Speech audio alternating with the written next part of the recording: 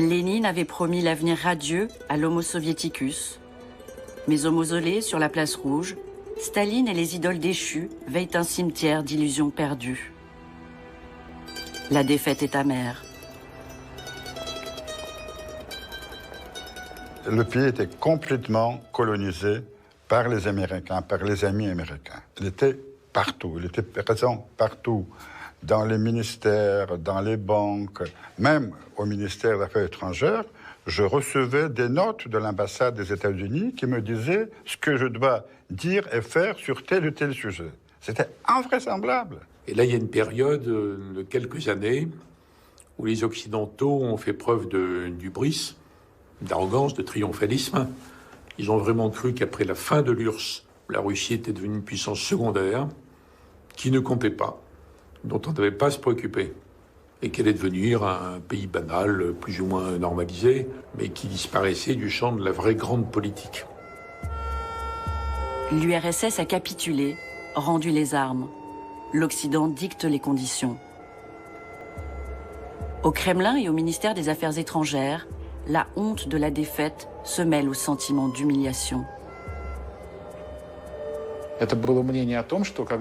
Lors de la réunification de l'Allemagne, des promesses ont été faites au plus haut niveau. Elles stipulaient que l'OTAN ne se rapprocherait pas des frontières de la Russie.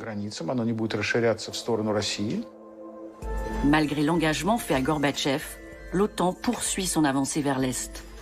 Polonais, Hongrois, Tchèques, Roumains, Bulgares, puis Pays baltes rejoignent le bloc de l'Ouest. Un véritable encerclement, une trahison. Pour Poutine, c'est une véritable rupture de contrat qu'il n'a toujours pas digérée aujourd'hui. Février 2007, premier coup de semonce. Poutine, au début de son mandat, qui avait cherché à se rapprocher du camp occidental, se sent trompé. Alors, il frappe du poing sur la table. Invité à Munich à un forum sur la sécurité mondiale, c'est un président en colère qui dénonce l'unilatéralisme américain.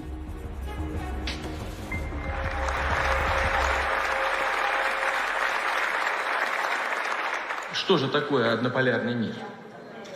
Как бы ни украшали этот термин, он в конечном итоге означает на практике только одно.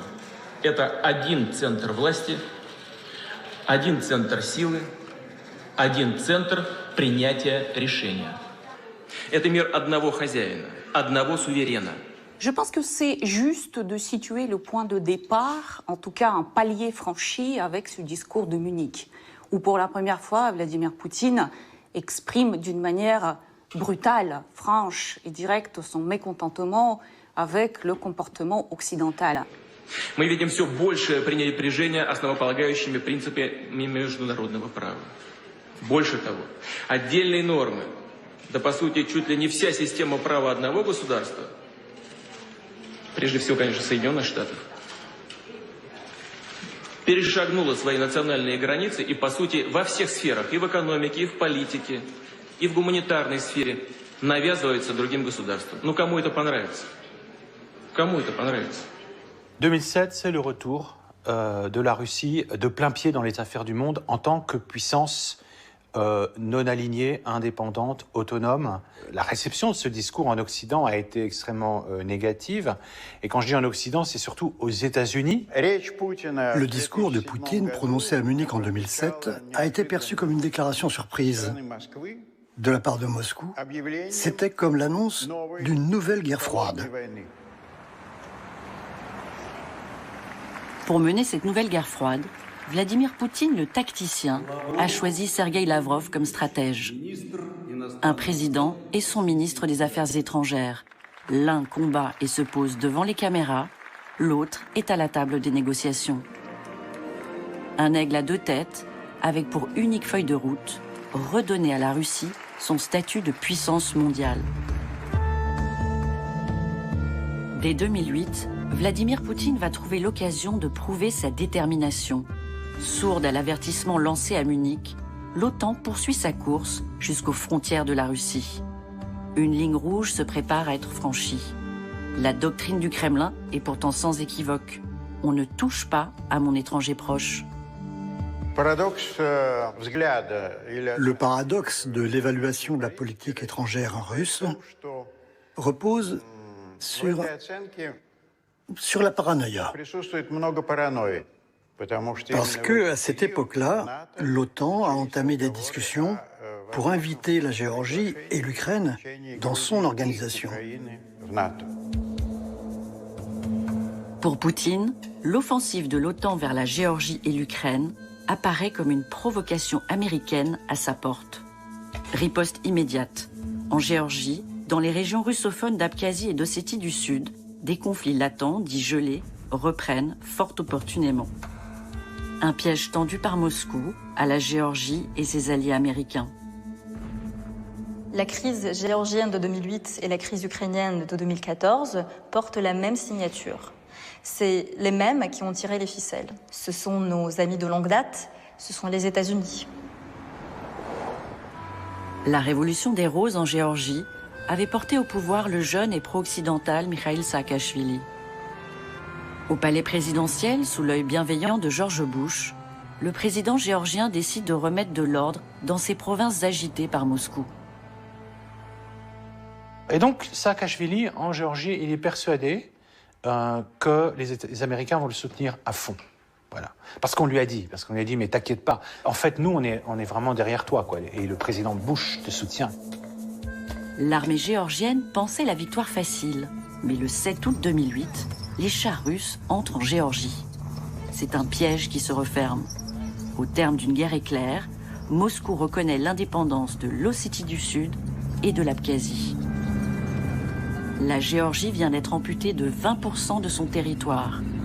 C'est la première fois depuis la disparition de l'Union soviétique que l'ours russe sort de sa tanière. Он считается у нас хозяином тайги. И он не собирается, я знаю это точно, куда-то переезжать в другие климатические зоны, ему там неуютно. Но тайги он своей никому не отдаст. Я думаю, что это должно быть понятно. C'est un double message qui est adressé en 2008 par Poutine à ses voisins. Et en particulier à ses voisins qui sont tentés par une alliance ou une entrée dans l'OTAN. Le premier message, c'est de dire, vous voyez, lorsqu'il s'agit de nos intérêts vitaux, localement, on peut faire des opérations militaires pour les défendre. Deuxième message, plus important encore, on le fait et vos alliés putatifs, ceux auxquels vous allez confier votre sécurité, n'interviennent pas. Donc on peut dire que là-dessus, le coup de Poutine, cette guerre en Géorgie, c'est un succès à la fois militaire, mais aussi politique.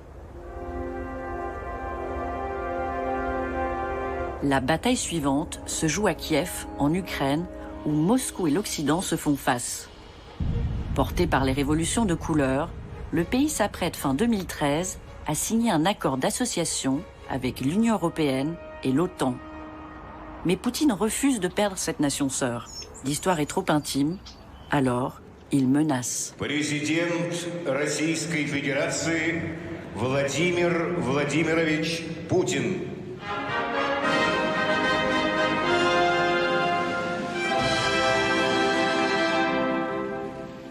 Наши западные партнеры во главе с Соединенными Штатами Америки предпочитают в своей практической политике руководствоваться не международным правом, а правом сильного. И в случае с Украиной наши западные партнеры перешли черту. Вели себя грубо, безответственно и непрофессионально. Donc on retombe toujours sur cette même inquiétude et qui aujourd'hui est d'autant plus forte que la Russie se sent elle-même, à tort ou à raison, le régime russe se sent lui-même soumis à une possible menace de tentative, de coup pour remplacer le régime. Je pense que là, le profil KGB de Vladimir Poutine joue à plein, c'est-à-dire la menace extérieure, la menace de subversion, la menace de changement de régime. Ce sont des choses qui, par formation, préoccupent beaucoup l'actuel président russe. Sous la pression de Moscou, Yanukovych, le président ukrainien, rejette l'accord avec l'Union européenne. Il provoque la fureur d'une partie de sa population qui ne veut plus dépendre de l'influence russe. En février 2014, la révolution de Maïdan embrase Kiev et fait une centaine de victimes. Les hommes, à la solde de Moscou, sont chassés. C'était la ligne rouge à ne pas franchir pour Poutine. Une ligne qu'il avait déjà tracée lors de la guerre entre la Russie et la Géorgie en 2008. Or, ce message n'a pas été entendu. Depuis les tsars, le port de Sébastopol au sud de l'Ukraine en Crimée est l'unique accès de la Russie aux mers du Sud. Un enjeu vital pour Moscou. Via les détroits turcs, ces navires peuvent rejoindre la base de Tartous en Méditerranée orientale et se projeter au-delà. Et là, les Russes envisagent un cauchemar, c'est-à-dire la possibilité que cette base de Sébastopol puisse un jour devenir une base de l'OTAN si, finalement, l'Ukraine peut réaliser son projet d'adhésion à l'OTAN.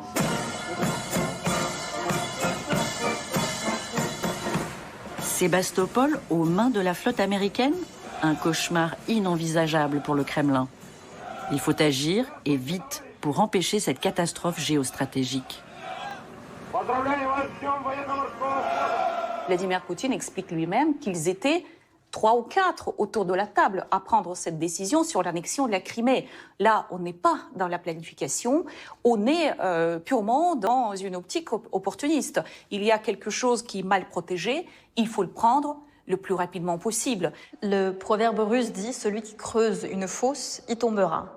Et ce que l'on présente comme des coups habiles et opportunistes de Vladimir Poutine, c'est plutôt la capacité de transformer les pièges occidentaux en avantages géopolitiques. Au Kremlin, l'affaire est habilement présentée.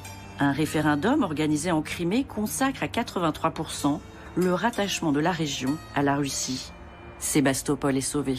Сегодня, основываясь на результатах референдума, который прошел в Крыму, опираясь на волю народа, вношу в Федеральное собрание и прошу рассмотреть конституционный закон о принятии в состав России 2 новых субъектов Федерации – Республики Крым и города Севастополь.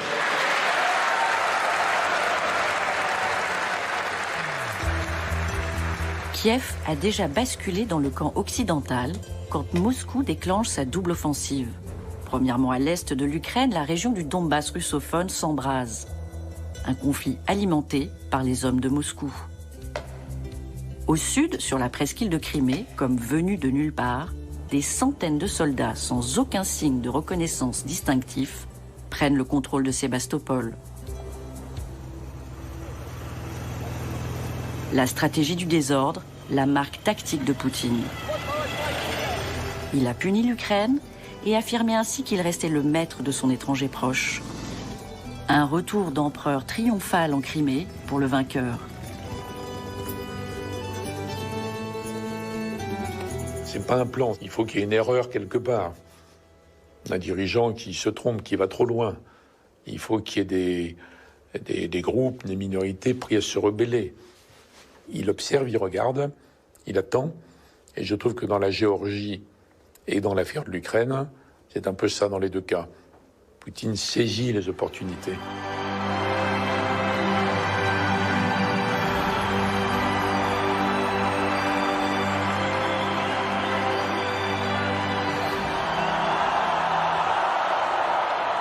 Это праздник крымчан и севастопольцев. Но это еще и праздник для всей нашей огромной страны. Именно огромной, потому что Россия остается самой большой по территории страной в мире. Fondamentalement, ça s'inscrit dans son grand projet, dans son grand dessein. Poutine se voit comme le rassembleur des terres russes, hein, et il est certainement animé par une haute conscience historique. Hein, il entend passer à la postérité, il entend passer pour un nouveau Pierre le Grand. Пожалуйста, вдохните как следует и ответьте: мы любим Россию.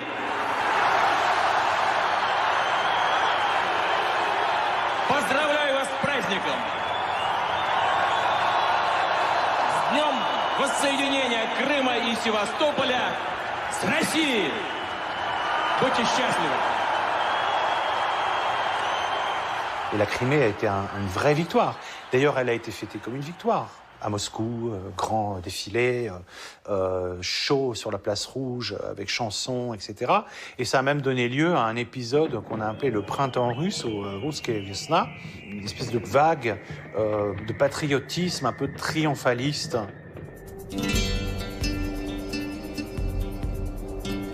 Sanctions internationales et mise à l'écart des nations. Pour la prise de la Crimée, la Russie est lourdement condamnée. Personne n'imagine alors que le maître du Kremlin prépare une nouvelle offensive. Officiellement, pour combattre le terrorisme, une sanglante partie d'échecs dans le désert syrien est lancée.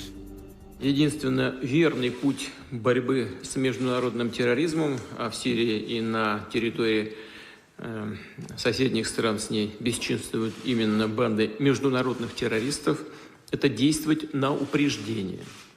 Бороться и уничтожать боевиков и террористов на уже захваченных ими территориях. Не ждать, когда они придут в наш дом. Milices islamistes, armée syrienne libre, YPG kurdes et troupes de Bachar el-Assad, la guerre en Syrie est devenue illisible. La diplomatie occidentale se perd dans ses soutiens et moralise. Le président américain Barack Obama tergiverse. La voie est libre pour Poutine.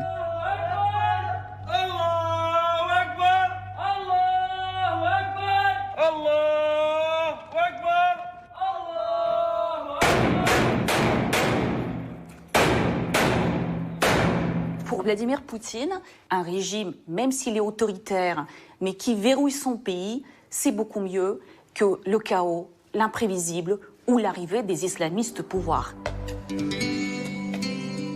Tout commence en 2011. Les révolutions du printemps arabe qui courent comme un arc de feu de Tunisie en Libye, en Égypte et jusqu'en Syrie inquiètent Moscou. Pour Poutine, Washington a organisé la chute des autocrates Ben Ali, Kadhafi et Moubarak. Un vide qui favorise la propagation de l'islam radical. Il faut stopper cette contagion. Alors si on continue, on remonte, après, la Russie n'est pas loin. Et à un certain moment, Poutine a dit non, écoutez, il faut mettre fin à ce changement de régime. Sinon, nos amis américains vont aller un peu trop loin. Et c'est pour cette raison-là qu'il est intervenu pour mettre fin à cette politique de changement de régime. À la surprise générale, le 30 septembre 2015, les forces russes s'engagent dans la partie aux côtés de Bachar el-Assad.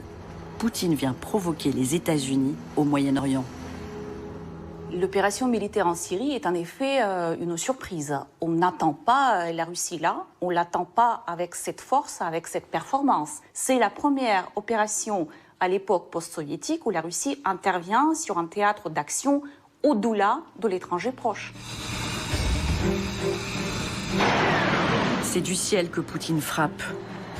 Un déluge de fer et de feu, civils et rebelles sont indistinctement touchés. Pour les combats au sol, Moscou fait appel à des mercenaires. Depuis le traumatisme afghan, la mort de soldats russes pourrait heurter l'opinion. Alors, cette guerre hybride permet la discrétion. C'est avantageux pour l'État de mener une guerre hybride, d'envoyer des troupes hybrides, que ce soit dans l'est de l'Ukraine ou encore en Syrie. L'hybridité, c'est quand un État remplit ses fonctions, mais que personne n'en est responsable, à titre personnel. Sur la base de Khmemimine en Syrie, Poutine affirme « Les frontières de la Russie ne s'arrêtent nulle part ». Pour financer à moindre coût ses conquêtes, le maître du Kremlin peut s'appuyer sur un homme mystérieux, Yevgeny Prigojine. Surnommé le cuisinier de Poutine, il s'est enrichi en fournissant les cuisines du Kremlin et celles de l'armée russe. Un contrat qui l'a rendu milliardaire. À Moscou, Novaya Gazeta, un des rares journaux d'investigation, malgré les pressions et l'assassinat de 6 de ses journalistes, mène l'enquête sur Yevgeny Prigojine. Oligarque, homme d'affaires, il serait aussi le patron occulte du groupe Wagner, une société de mercenaires au service des intérêts du Kremlin et mise à disposition de Bachar el-Assad. Des mercenaires payés avec l'argent du pétrole syrien. C'est une personnalité très obscure, très louche et qui s'en délecte. Qui se délecte de pouvoir attaquer tout en disant « Mais ce n'est pas moi. Prouvez-moi que ce sont mes hommes. »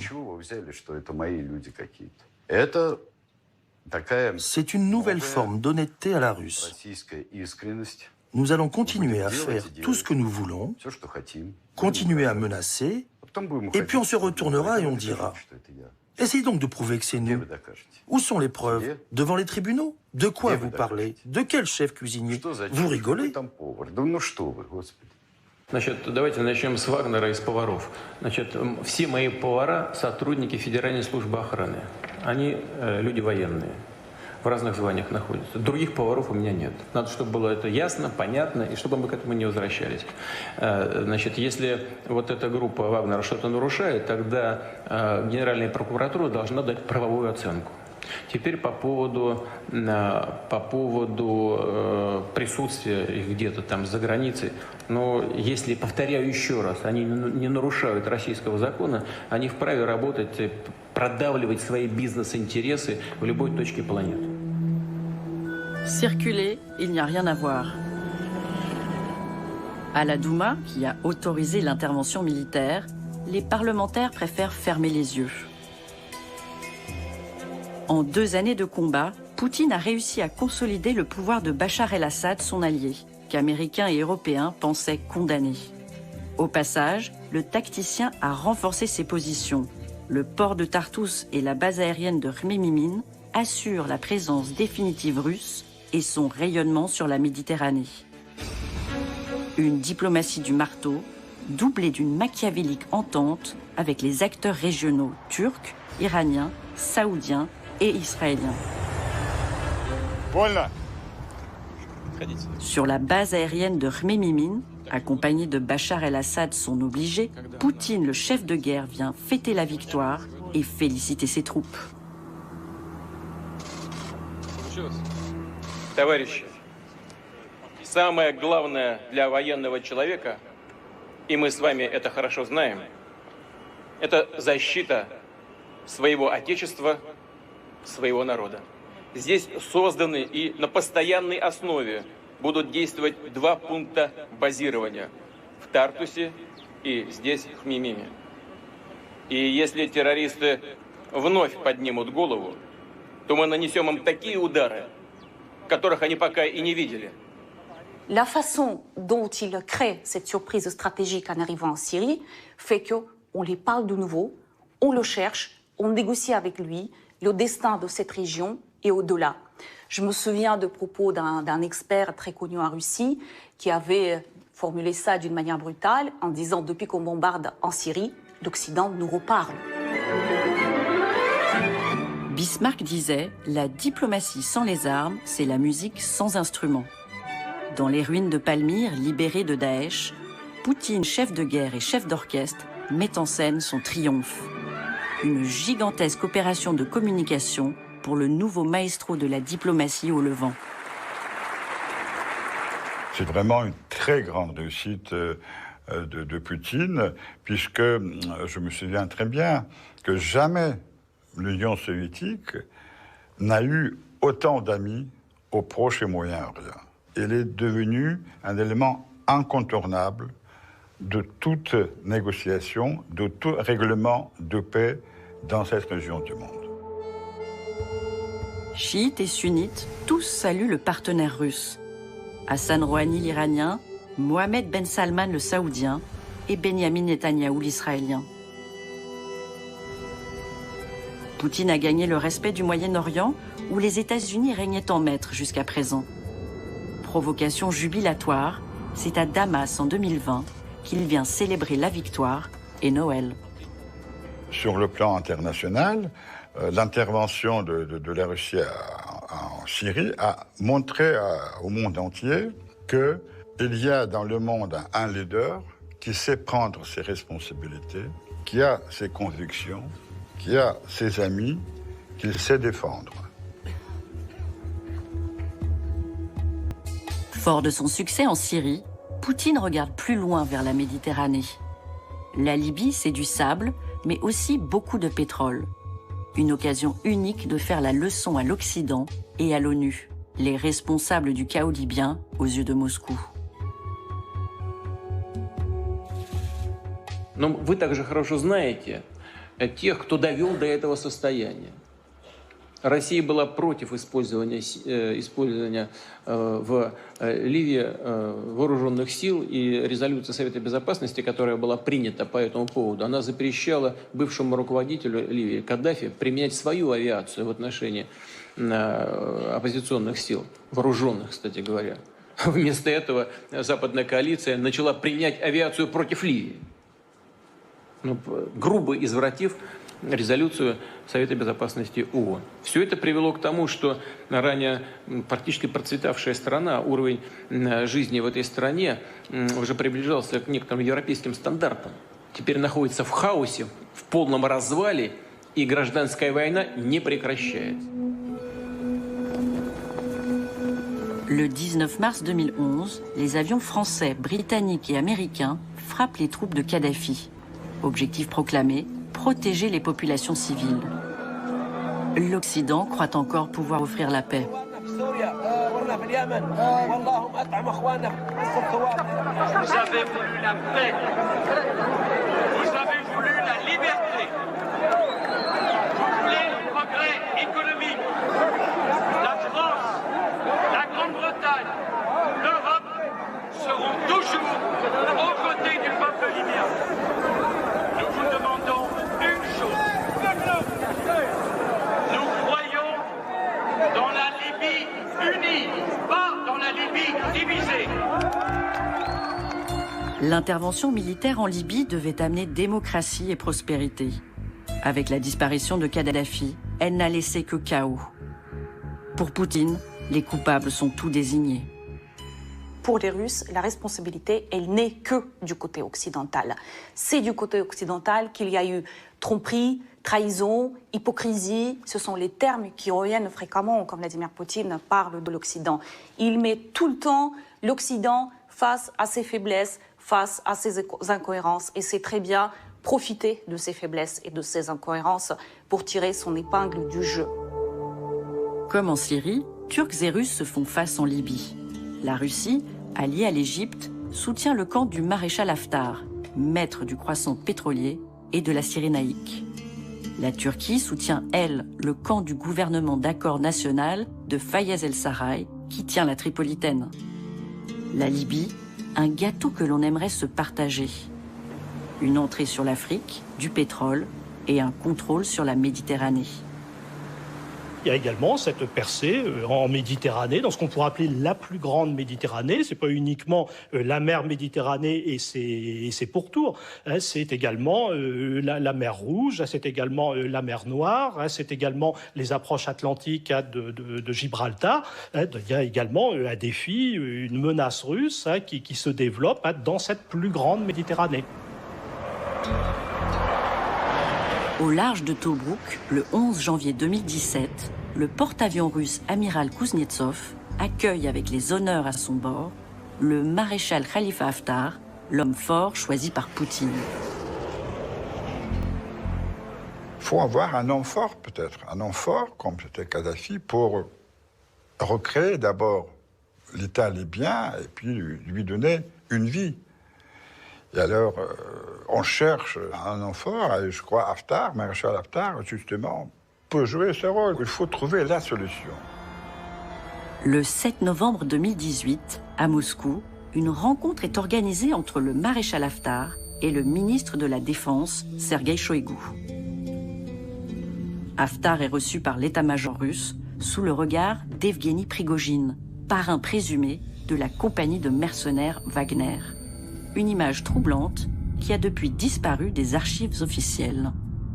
Ce qu'il faut bien comprendre, c'est que Wagner n'est pas une entreprise comme une autre, puisqu'elle n'a pas d'existence juridique en tant que telle. Wagner, c'est plutôt, je pourrais dire, une franchise dans laquelle on va retrouver énormément de sociétés écrans. On a vraiment une galaxie d'acteurs, une galaxie d'entreprises qui sont toutes reliées à un homme qui est Evgueni Prigojine, qui lui est vraiment le centre de gravité de toute cette galaxie. Pour des armes et un soutien militaire accru, Haftar peut offrir pétrole, accès maritime et contrats à venir. Proposition alléchante. À Prigojine, qui participe à la réunion, de fournir la logistique et ses mercenaires. Près de 2000 soldats fantômes de la société Wagner débarquent en Libye au service du maréchal Haftar. Le discours du Kremlin, lui, est catégorique. Aucune troupe russe ne se trouve sur le terrain d'opération libyen. Poutine peut garder les mains propres. Je ne pense pas, quoique tout est possible, que Poutine soit comme un parrain de la mafia dont ses hommes viendraient lui baiser la bague.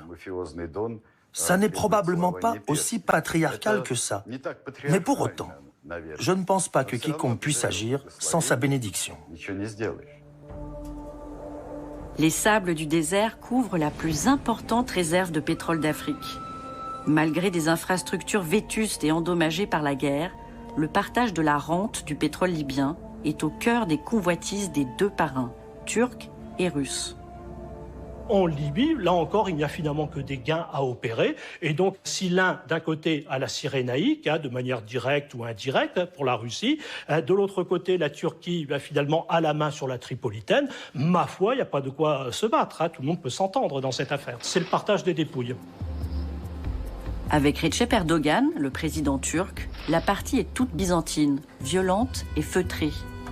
Ni ennemis, ni amis, les deux partenaires pragmatiques, Sultan et Tsar, s'accordent sur le dos de l'Occident et de ses alliés. Poutine n'a aucun mal à comprendre Erdogan. Erdogan n'est pas un partenaire fiable. Mais lui aussi sait que nous ne sommes pas fiables. On va jouer ensemble, ça va être intéressant de jouer à ça. Je sais comment jouer avec toi. Toi non plus, tu n'as pas besoin d'un joli papier d'emballage, comme la démocratie, les droits de l'homme. Tu es un dur, moi aussi. L'étranger proche et les frontières de la Russie sécurisées, la démonstration de force réussie au Moyen-Orient, au Kremlin, on regarde plus loin, vers l'Afrique. À Sotchi, en octobre 2019, tout un continent répond à l'invitation du maître du Kremlin. Poutine se prépare un gigantesque safari vers les marchés africains. Уважаемые друзья, хотел бы прежде всего поприветствовать всех участников первого саммита Россия-Африка и Российско-Африканского экономического форума. В Сочи прибыли делегации всех стран Африки. Более 40 представлены на уровне первых лиц. C'est certain que le sommet Russie-Afrique à Sotchi, à Paris, c'est une déflagration. Ça veut dire, ils se sont dit, mais alors c'est incroyable. Il y a 54 pays en Afrique, et d'avoir 45 chefs d'État, c'est absolument énorme, c'est assez gigantesque. Touadéra, le président contesté de la République centrafricaine, a besoin des armes russes pour sauver son pouvoir. Poutine a lui besoin des voix africaines pour le soutenir à l'ONU. Des armes, la Russie en a à vendre, et elles ont fait leurs preuves sur le théâtre syrien. Le contrat est simple, soutien militaire en échange de licences d'exploitation minière pour les compagnies russes. En russe, ça veut dire « Hé les gars, on va vous vendre 1000 fois plus d'armes que nous avons déjà testées en Syrie, dans le désert et sous une chaleur écrasante. » Et c'est comme ça qu'on est censé faire de l'Afrique un continent plus paisible? Non mais vraiment. Janvier 2018, le premier Ilyushin se pose en République centrafricaine. Une livraison d'armes attendue par Valery Zakharov, le nouveau monsieur sécurité russe du président Touadéra. Un ange gardien imposé par Moscou. 30 pays d'Afrique ont déjà signé avec le Kremlin un accord de coopération militaire. Les États-Unis ne semblent plus être un allié fiable, l'interventionnisme français agace, la Chine inquiète, alors la Russie est le nouveau partenaire idéal. Sécurité contre business, et peu importe le régime. Le discours de Poutine plaît, à lui les richesses du continent noir. L'ours a trouvé son pot de miel. La Russie dit, ben voilà, moi j'arrive chez toi, je vais pas te faire de leçons de démocratie, j'assure ta sécurité, je vais faire, on te va te critiquer, mais je vais faire comme faisaient les Français, je vais mettre un conseiller en sécurité auprès de ta présidence et on va pouvoir comme ça assurer non seulement ta sécurité, mais je vais aussi aller dans ton armée, faire de la formation dans les forces armées centrafricaines d'une façon tout à fait officielle.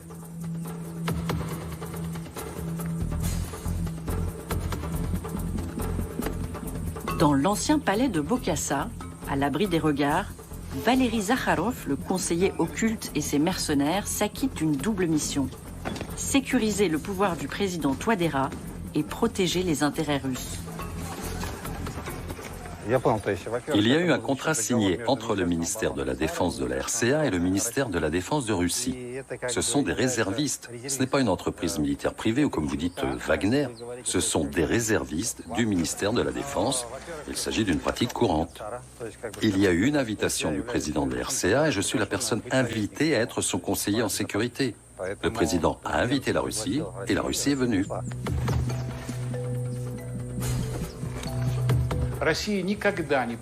La Russie n'exigera jamais des représentants des États un rapport sur les droits de l'homme. Non. Mais elle exigera des marques de loyauté et l'accès pour ses entrepreneurs à ces mines. Tout le monde sait que le groupe Wagner, ce ne sont pas de simples mercenaires au service de la sécurité du pays, mais que Wagner est aussi là pour assurer la sécurité des actifs de M. Prigojine sur ses terres. Diable à l'affût, Yevgeny Prigojine obtient de Bangui, pour sa société Lobay Invest en 2018, plusieurs permis d'exploitation. Et peu importe si les gisements d'or et de diamants se trouvent en zone tenue par les rebelles. Ces mercenaires, les Wagner, sont là pour sécuriser l'accès aux mines. Les diamants du sang, soumis à embargo, sont discrètement exportés. L'autocrate Touadéra est protégé, Prigojine s'enrichit, et Poutine gagne des positions en Afrique sans bourse déliée. Un deal gagnant. Le fait de prendre pied comme ça dans un pays d'Afrique centrale, qui est la zone traditionnelle, on va dire, d'influence géopolitique de la France depuis très longtemps, on ne peut pas ne pas le voir comme un pied de nez à la présence française dans la région ou comme une menace aux intérêts stratégiques de la France dans la région. C'est clair et net. Fin 2016, les troupes françaises venues stopper la guerre civile, mandat terminé, quittent le pays. Une aubaine pour Zakharov, Prigojine et leurs hommes. À Paris, on s'agace de la présence russe. Il y a une présence active de la Russie, récente, significative, anti-française. Wagner, c'est des supplétifs. C'est pas vraiment l'armée, c'est des supplétifs qui agissent sous l'autorité d'un monsieur qui s'appelle monsieur Prigojine. Et s'il m'entend là, au-delà de cette salle, qu'il sache qu'on le connaît bien. Voilà. Si l'adversaire a une faiblesse, il faut en profiter. La Russie a cette tentation, cette convoitise d'aller hisser son drapeau dans les endroits où elle peut le faire. Dans le ciel et sur les murs de Bangui, on chante l'amitié russo-africaine. Les Kalachnikovs ont gagné la paix et Moscou les cœurs. Une opération de soft power efficace. Financée par la compagnie minière russe Lobay Invest, les hôpitaux de brousse, les radios et les cinémas racontent la bienveillance du nouveau frère, l'ours russe. Des animaux laborieux cultivaient du maïs et du manioc. Une fable qui conte les mésaventures des animaux de la savane qui voient leur récolte pillée par les hyènes avides. Pour saisir la récolte. L'ours, d'un pays lointain du Nord, qui s'appelle la Russie, et s'est rendu sur les lieux et de son ami. Il ne pouvait pas rester indifférent, parce qu'ils sont amis depuis très longtemps et doivent s'aider l'un l'autre. Ce qu'il y a d'intéressant là-dedans, c'est que c'est pas juste des gens qui viennent piller des ressources naturelles, c'est que derrière, il y a une dramaturgie. Voilà, il y a une histoire à raconter qui est notamment celle de l'ours qui va libérer le peuple centrafricain de l'oppression néocoloniale française, puisque c'est ce narratif-là qui est mis en place. Il faut établir la paix, sinon rien ne pourra aider. Ainsi, les animaux sages se sont réunis pour négocier.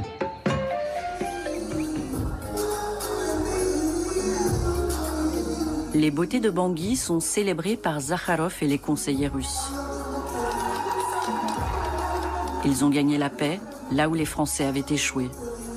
Mais la méthode et les règles n'étaient pas les mêmes.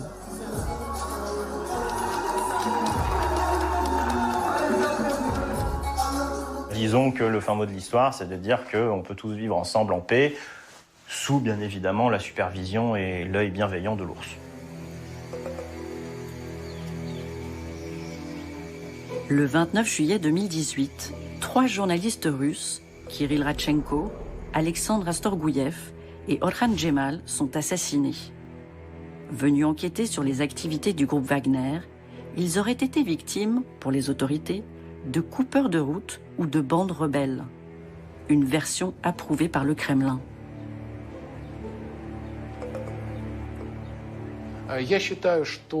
Pour moi, ces mercenaires, avec à leur tête ce monsieur Zakharov, chargé de la sécurité du président de la RCA, craignaient qu'on découvre que sous couvert d'assurer la protection du président, ou plutôt du dictateur, se trament de sombres affaires liées à des intérêts politiques et économiques. C'est la raison de la mort de nos collègues. Ваши коллеги, насколько мне известно, приехали в Африку без всякого уведомления местных властей. Они просто не приехали даже не как журналисты, они приехали как туристы. И по имеющимся данным на сегодняшний день покушение совершили какие-то местные группировки. Pour Moscou, simple crime crapuleux pour les 3 journalistes qualifiés d'imprudents. Les enquêtes indépendantes évoquent, elles, un guet-apens exécuté par des professionnels. Fermez le banc, à Bangui on défile et on chante en russe.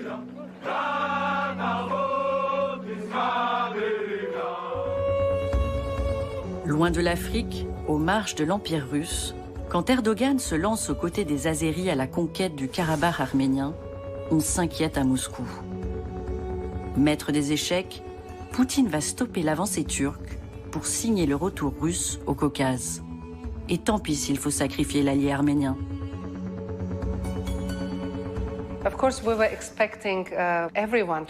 Bien sûr, nous attendions l'aide de tout le monde, surtout des pays, nous le savions, qui avaient un intérêt ici, et notamment de la Russie, puisqu'ils ont une influence sur la région et sont géographiquement les plus proches. Nous avons toujours considéré les Russes historiquement comme nos amis. Ils sont venus, mais un petit peu en retard. L'opération Point d'Acier est lancée par l'Azerbaïdjan le 27 septembre 2020. Riche de son pétrole et soutenue par la Turquie, qui fournit drones de combat, technologie, conseillers militaires et mercenaires syriens, les forces azéries contraignent l'Arménie à une capitulation après 45 jours de combat. Le fait est que Poutine a laissé faire, et on peut même suspecter une certaine complaisance à avoir des incitations. Et puis, le moment venu, lorsque la Russie a jugé que la leçon avait été suffisante, que l'armée de l'Azerbaïdjan avait gagné suffisamment de terrain, le fait est qu'elle a sifflé la fin de la partie.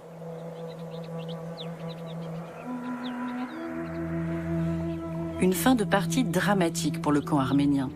À Stepanakert, la capitale de la République des montagnes, on enterre ses morts.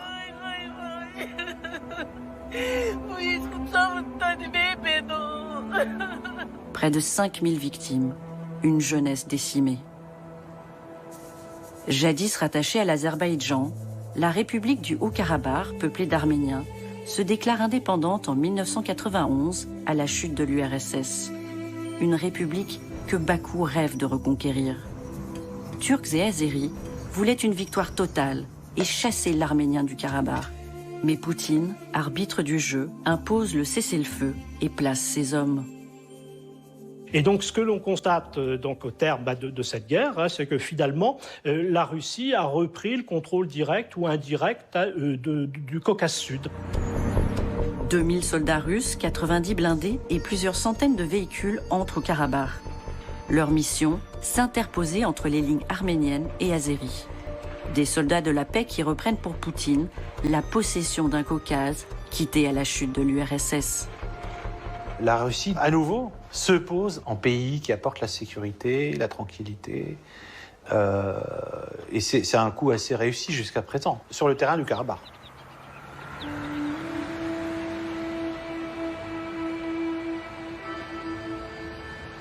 À Stepanakert, la capitale arménienne du Karabakh, les soldats qui patrouillent en ville portent l'uniforme, le drapeau russe. Une occupation, mais aussi une protection. L'azéri ou le turc est ici l'ennemi mortel. Le message de Moscou s'affiche rassurant. Là où sont les soldats russes, se trouve la paix. Les positions arméniennes et azéries se font face sous contrôle russe. Un juge de paix qui défend ses propres intérêts. Ce n'est pas du tout l'intérêt de Vladimir Poutine que Erdogan prend le pied au Caucase. L'activisme des Turcs avec les peuples turcophones près de nos frontières et à l'intérieur de notre pays nous préoccupe beaucoup. Ambiance glaciale ce 11 janvier 2021, quand Ilham Aliyev, président azéri, et Nikol Pachinian, Premier ministre arménien, sont convoqués au Kremlin. À l'ordre du jour, l'application de l'accord de cessez-le-feu. La Turquie, qui a offert la victoire militaire à l'Azerbaïdjan, n'est pas invitée. Un message clair envoyé à Erdogan, le Caucase reste russe. Maître des horloges en Géorgie, Ukraine, Syrie, Libye, Afrique et Caucase, Poutine affirme le retour de la Russie aux affaires du monde. Nul ne peut prédire la prochaine faille dans laquelle l'ours va glisser sa patte. Et comme Poutine répond à un journaliste, il n'y aura pas de retour en arrière et personne ne peut ignorer la Russie. По сравнению с вами, да, так и есть. Мы белые и пушистые. Мы услышали ваше заверение о том, что НАТО не будет развиваться на восток. Но вы не выполнили своих обещаний. Но вы же умные люди. Почему вы считаете, что мы придурки? Почему вы считаете, что мы не можем таких элементарных вещей анализировать и смотреть на них? L'hubris, la vanité et le mépris occidental avaient réveillé la blessure narcissique de la Russie au risque de déclencher une nouvelle guerre froide. En février 2007, à la conférence de la sécurité à Munich, Vladimir Poutine a lancé un avertissement à l'Occident, et notamment aux États-Unis d'Amérique, mais à ce moment-là, je crois, il n'a pas été entendu. Les gens, peut-être, ont pensé qu'il était de mauvaise humeur, n'ont pas attaché toute importance à cette déclaration qui, 14 ans après, reste fondamentale pour comprendre le raisonnement du président Poutine.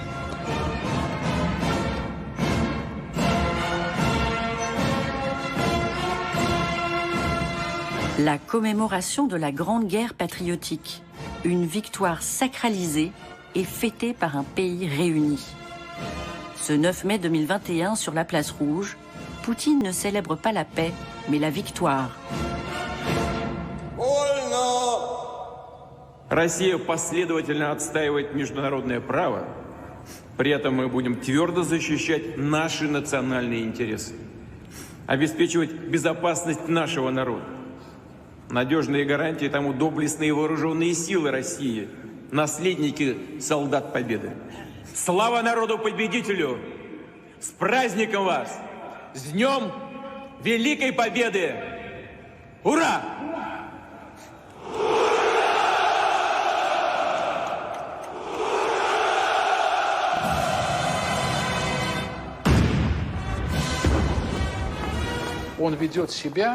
Il se comporte en chef de bande, comme dans son enfance, qui est souvent évoqué dans les biographies, où il fallait faire le dur pour ne pas se faire taper. et il a transposé ces qualités dans l'Olympe politique.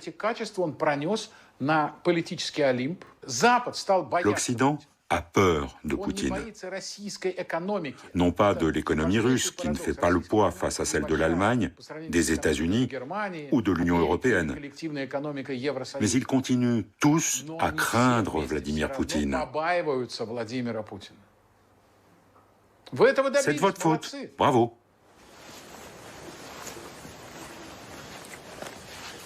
Ni les sanctions internationales, ni une économie fragile, ni les affaires, et une société russe qui n'a peut-être pas renoncé à la démocratie, n'ont pu freiner l'ascension de Vladimir Poutine.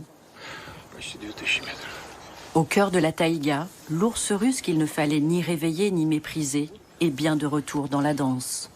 Aujourd'hui, l'Occident, avant d'entreprendre une action, je pense qu'il regarde en arrière, derrière l'épaule, pour savoir où est Vladimir Poutine et qu'est-ce qu'il va faire, comment il va réagir.